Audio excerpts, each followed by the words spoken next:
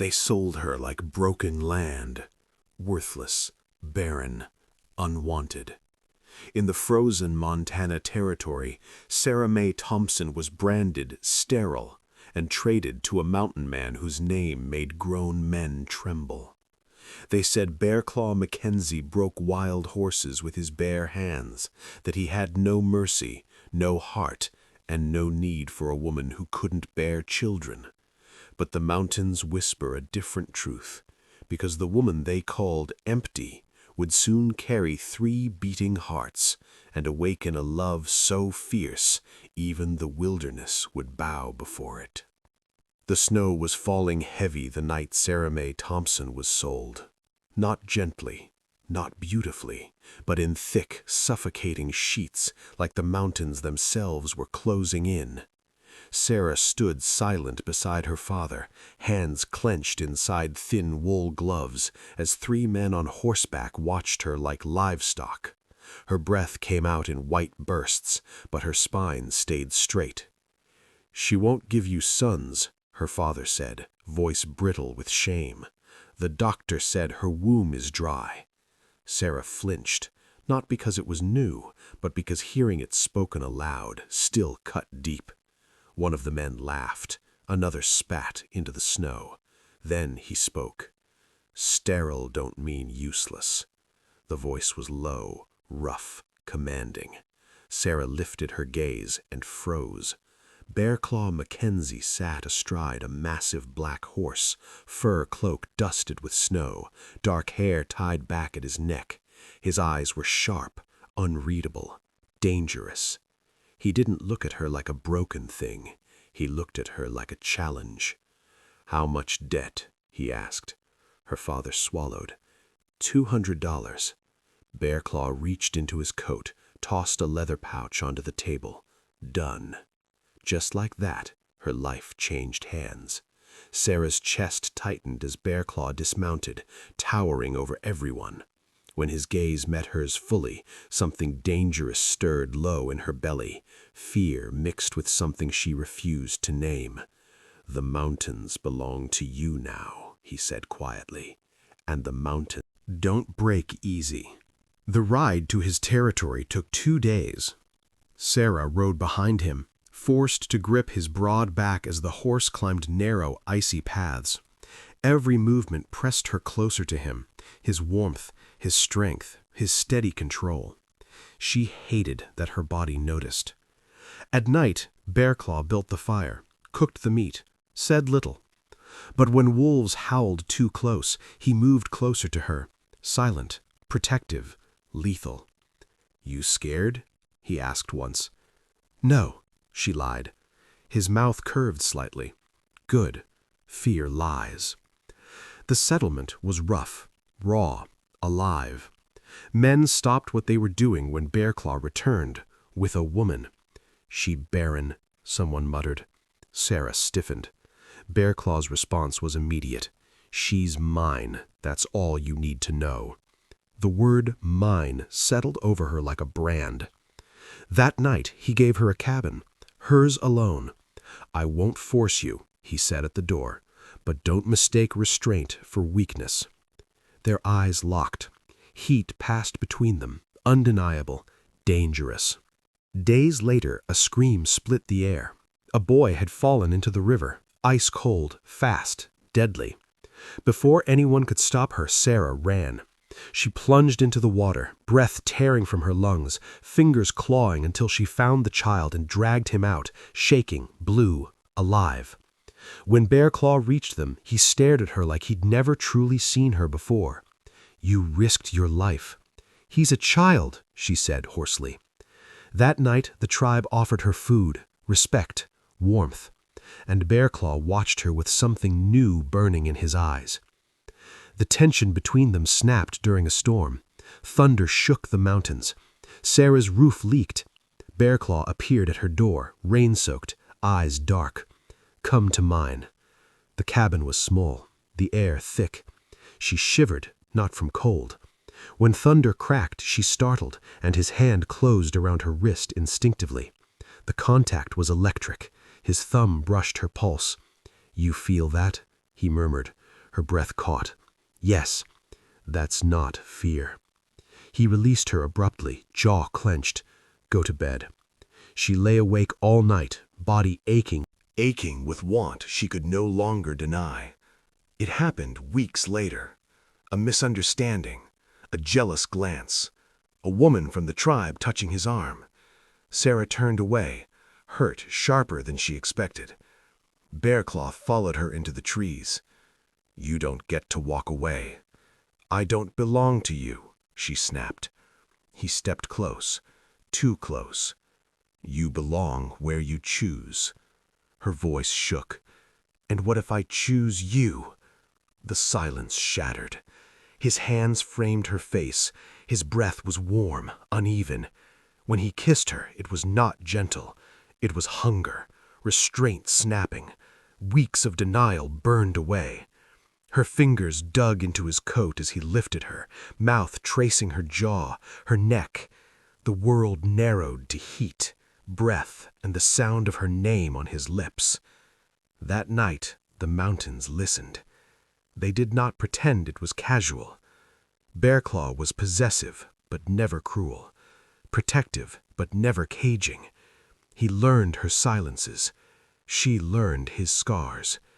When men from her past came searching, claiming ownership, Bearclaw stood between them and her with violence in his eyes. She is my woman, he said, and the mountains will bury anyone who forgets that. Weeks later, Sarah felt it. The sickness, the exhaustion. The healer's hands trembled. One child, she whispered, then paused. No, two. Then another pause. 3. Sarah laughed and cried all at once. When Bearclaw heard, he dropped to his knees before her, forehead against her belly. You said you were barren, he whispered. She touched his hair gently. The mountains don't listen. Morning crept into the cabin through narrow cracks in the wooden walls. Sarah May woke slowly, disoriented, until she felt the weight behind her. Warm, solid, alive. Bearclaw's arm lay heavy across her waist, possessive even in sleep. His breath brushed the back of her neck, slow and deep, as if the mountains themselves were breathing through him. She did not move. For years, waking meant dread, orders, judgment, emptiness. This morning felt dangerous in a different way. When he stirred, his hand tightened instinctively, pulling her closer before his eyes even opened. You're still here, he murmured. So are you, she replied. He opened his eyes then, studying her face like he was memorizing it. You could have run. I don't run anymore. Something dark and satisfied flickered across his face. Outside, men watched. They noticed everything. Bearclaw walking beside her, not ahead. His hand resting at her lower back, not controlling, but guiding. The way his eyes tracked her movements, alert, protective. One man muttered, "He's changed." Another replied, "Or he's found his weakness." Bearclaw heard. That night he spoke to Sarah by the fire. "These mountains don't forgive weakness," he said. "If they think you're mine, they'll test you." Sarah met his gaze steadily. Let them. He smiled, slow, dangerous. Bearclaw did not coddle her. He taught her how to track, how to shoot, how to read the wind. When she stumbled, he caught her, not gently, but firmly, hands gripping her waist as he steadied her. Again, he ordered. She glared. "I'm not afraid of falling." "I know," he said quietly. "That's why I'm watching." Their bodies were often close, too close. Tension lived between every breath. At night he would stop just short, control wrapped tight around him like iron. And Sarah would lie awake, aching, furious at herself for wanting him more with every denied touch. A woman named Eliza lingered too close. She laughed too loudly at Bearclaw's words, touched his arm when she spoke. Sarah noticed everything. She hated that she noticed. When Sarah turned away, Bearclaw followed immediately. "Say it," he demanded. "Say what?" "That you're angry." "I don't have the right." His hand slammed against the wall beside her head, not touching her, but close enough to feel the force. "You think I let women touch me because I don't know what it means." His voice dropped. "There's only one woman I've held like that." Silence. Then he stepped back, restrained, breathing hard. "Don't doubt that again." That night, Sarah came to his cabin, uninvited, unannounced. He looked up slowly, eyes darkening. "You should go." "I won't," she said. The fire cracked. The air thickened. "I won't be someone you protect from a distance," she continued. "If this is real, I choose it." Bearclaw stood. The kiss that followed was not rushed. It was slow, deep, claiming. Hands explored, not taking, but learning. Promises spoken in breath and heat.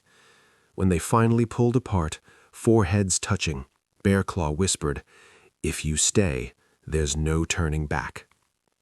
Sarah answered without hesitation, "I know." The next day, a trader arrived wounded. He brought news. Men from the lowlands were asking questions, offering money, claiming ownership. Sarah's past had found her. Bearclaw's jaw tightened. "They'll come." "I won't hide," Sarah said. "Good," he replied. "Neither will I." That night he marked her publicly, not with words, but with presence, standing beside her, eating with her, guarding her without apology. The message was clear. When the doctor arrived days later, Sarah felt the old shame claw back. "You were always empty," he said smugly, "a useless womb." Bearclaw stepped forward slowly. "Funny," he said. "She bleeds, she breathes, she burns." The doctor scoffed until Bearclaw's hand closed around his throat. "You don't decide a woman's worth." The tribe watched in silence as Bearclaw threw the man out. Sarah's hands shook afterward. Bearclaw held them. "They lied to you," he said, "and I don't forgive liars." That night, snow fell again. Sarah lay against Bearclaw's chest, listening to his heart, steady, powerful. "You don't treat me like something broken," she whispered. "Because you're not," he answered. "You're forged." She smiled softly. For the first time, the mountains did not feel cold. They felt like home. The mountains grew too quiet. No birds, no wind, just the crackle of fire and the uneasy stillness that made Bearclaw's instincts burn. Sarah felt it too. "Something's wrong," she said softly. Bearclaw lifted his head, eyes narrowing toward the tree line. "Go to the women's cabin tonight," he ordered. "I won't hide." His jaw flexed. "This isn't hiding. This is surviving." She stepped closer, placing her hand on his chest. "Then we survive together." For a moment he looked like a man torn between fear and pride. Finally he nodded once. The gunshot shattered the dawn. Chaos followed. Men poured out of the forest, armed, desperate, greedy. Traders, debt hunters, men who believed mountains could be owned. Bearclaw roared orders. Sarah moved without thinking, loading rifles, dragging the wounded, firing when she had to. Smoke burned her lungs. She saw a man fall. She saw blood in the snow. She did not freeze. Bearclaw fought like a force of nature, brutal, precise, unstoppable. But danger does not fight fair. A hand grabbed Sarah from behind, a blade pressed to her throat. "Move and she dies," a man shouted. Bearclaw turned slowly. The world narrowed to Sarah's eyes. "Let her go," Bearclaw said, voice deadly calm. The man laughed. "Or what? You'll watch her bleed?" Sarah swallowed her fear and shook her head slightly. "Don't." Bearclaw made a choice only mountains understand. He attacked. The fight was violent, fast, merciless. When it ended, Sarah collapsed into Bearclaw's arms, shaking violently, not from cold, but from how close death had come. He Never let go. The attackers fled by nightfall. Bodies were buried, fires extinguished, wounds cleaned. Sarah sat alone, hands trembling. Bearclaw knelt in front of her, gently wiping blood from her cheek. Someone else's, but it didn't matter. "I almost lost you," he said hoarsely. She looked at him, eyes shining with unshed tears. "You didn't." His forehead pressed to hers. "I can't live through that again." Days passed. Sarah grew quiet, pale. Food made her sick. Smells overwhelmed her. Sleep came and went. The healer noticed. Bearclaw noticed more. "You're not hurt," he said one night, "but something's wrong." Sarah hesitated. "I don't know how to say this." The healer checked her carefully, brows knitting. Then her eyes widened. "You carry life." Bearclaw froze. The healer checked again. "More than one." Silence stretched tight. Finally, the words came like thunder. "3." Bearclaw dropped to his knees, not from weakness, from reverence. He pressed his forehead to Sarah's stomach, hands trembling for the first time anyone had ever seen. "They said you were barren," he whispered. Sarah's tears fell freely now. They were wrong. The tribe gathered quietly. No cheers, no noise, just awe. The woman sold as worthless now carried the future of the mountains.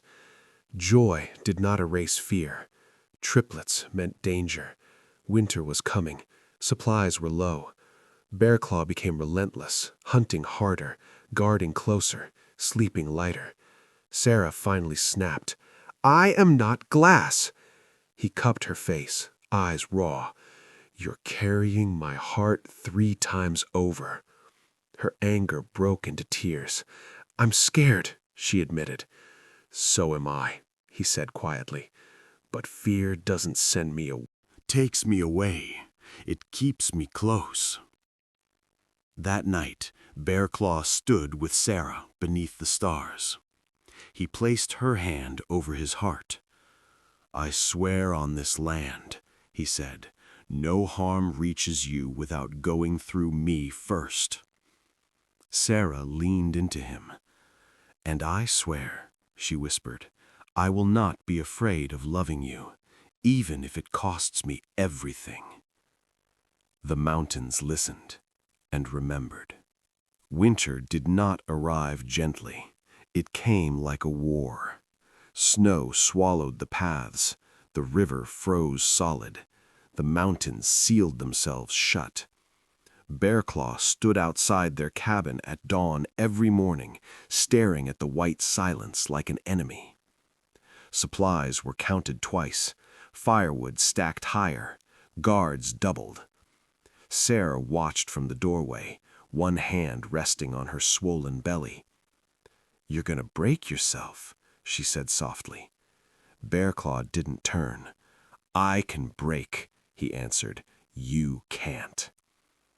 Pregnancy weighed heavy on Sarah, not just in body, but in fear. Triplets drained her strength. Some nights she couldn't breathe without pain. The healer warned him, "She must rest." Bearclaw snapped back, "She rests when she wants." Sarah shot him a look. "I am not already dead," she said sharply. "Stop treating me like I am." Later that night, Bearclaw knelt before her, pressing his forehead to her knees. "I don't know how to protect something this precious," he confessed. Sarah threaded her fingers through his hair. "Then love me," she whispered. That's enough. Food grew scarce. Men hunted for days and returned empty-handed. Wolves circled closer each night. One night, Bearclaw didn't return before dark. Sarah stood outside despite the cold, panic burning in her chest. When he finally appeared, Bleeding, exhausted, carrying a deer alone on his shoulders, she ran to him. "You promised!" she cried. He dropped the deer and crushed her against him. "I promised to live," he said hoarsely, "not to be careful." The pain started suddenly, sharp, relentless. Sarah screamed. The storm outside answered her. The healer arrived, face pale. "It's too early," she whispered. Bearclaw's heart slammed against his ribs. "No," he growled. "She's strong." Sarah gripped his arm. "If I don't make it—" "Don't," he snapped, voice breaking. "Don't say it." Lightning split the sky. The birth began. Hours blurred into screams, blood, and prayer. Sarah drifted in and out. Bearclaw never left her side. He held her hand when she begged to give up, held her head when she vomited, held her soul together when her body tried to break. The first cry came weak but alive, then the second. The third did not come. Silence crushed the room. "Please," Bearclaw whispered, forehead pressed to Sarah's. "Please." Then a cry, thin, fragile, perfect. Bearclaw Claw whispered, forehead pressed to Sarah's. "Please." Then a cry, thin, fragile, perfect. Bearclaw sobbed openly, but Sarah went still, too still. Her skin turned cold, her breathing shallow. The healer shook her head. "We're losing her." Bearclaw grabbed Sarah's face. "Look at me," he begged. "Don't leave me." He pressed his forehead to hers. "I survived these mountains because of you," he whispered. "You don't get to save me and then disappear." Tears fell onto her cheeks. Sarah's lips moved. "I'm not done." Her breath came back, slow, shaky. Life returned. Morning arrived quietly. 3 babies slept beside their mother. Bearclaw sat on the floor, back against the bed, eyes never leaving her. The strongest man in the mountains had nearly lost everything, and it had broken him open. Weeks later, Sarah stepped outside for the first time, weak but alive. Bearclaw wrapped her in his coat. "You stayed," he whispered. She smiled faintly. "So did you." The mountains stood witness. Love had survived winter. Spring arrived quietly, not with celebration, but with permission. Snow retreated inch by inch, revealing scarred earth beneath. Rivers loosened their grip on ice. The mountains, harsh and unyielding, finally exhaled. Sarah sat outside the cabin wrapped in blankets, 3 small bundles pressed against her chest.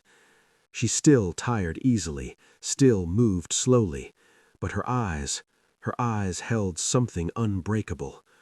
Bearclaw watched from a distance, arms crossed, as men of the tribe passed by with lowered heads and softened expressions. They did not speak loudly around her anymore. They did not question her place. A council was called, not by Bearclaw, by the mountains. Men gathered in a wide circle. Women stood behind them. Children clung to fur-lined coats. Bearclaw rose, Triplets' son in each arm. "I was chosen to lead by strength," he said, "but strength alone doesn't keep people alive." He turned to Sarah. "This woman did." Murmurs spread. Sarah stepped forward despite the healer's protest. She did not bow. She did not kneel. She simply stood. "She was sold as broken," Bearclaw continued, "yet she carried our future." One by one, men placed their weapons on the ground, a sign of respect, of loyalty, of surrender. The children were named at the river: Stone for endurance, River for life, Sky for freedom. Sarah held them as Bearclaw spoke the names aloud. "These names do not belong to us alone," he said. "They belong to the mountains." Wind stirred the water, as if answering. There was no church, no peepers, no contracts, just a fire, a circle, a choice. Bearclaw took Sarah's hands. "No one sells you again," he said. "No one owns you." Sarah smiled, soft but fierce. "I choose you," she said, "not because I must, but because I want to." He kissed her then, slow, deep, full of everything they'd survived. The tribe turned away respectfully. The mountains did not. Later that night, Bearclaw sat beside the sleeping children. "I was raised to believe love was weakness," he said quietly. Sarah leaned against him. "And now?" He looked at her. "Now I know it's the only thing that survived me." She laughed softly. The sound changed him. The story spread about a woman sold for being barren, who gave birth to 3 lives, about a mountain man feared by all, who learned to love without breaking. Travelers spoke of a settlement where women were not traded, where children laughed freely, where a leader ruled with strength and mercy. They called it Mackenzie's Hold. Years later, an old woman told the story to wide-eyed children by the fire. "They say the mountains remember her footsteps," she whispered. "They say the snow still pauses where she once stood." "And the mountain man?" a child asked. The old woman smiled. "They say he still watches her, like the day he first realized she was never broken. They sold her for being barren, but the mountains knew better. She was never empty. She was waiting. And when love found her, it carved a legacy so deep even the wild could not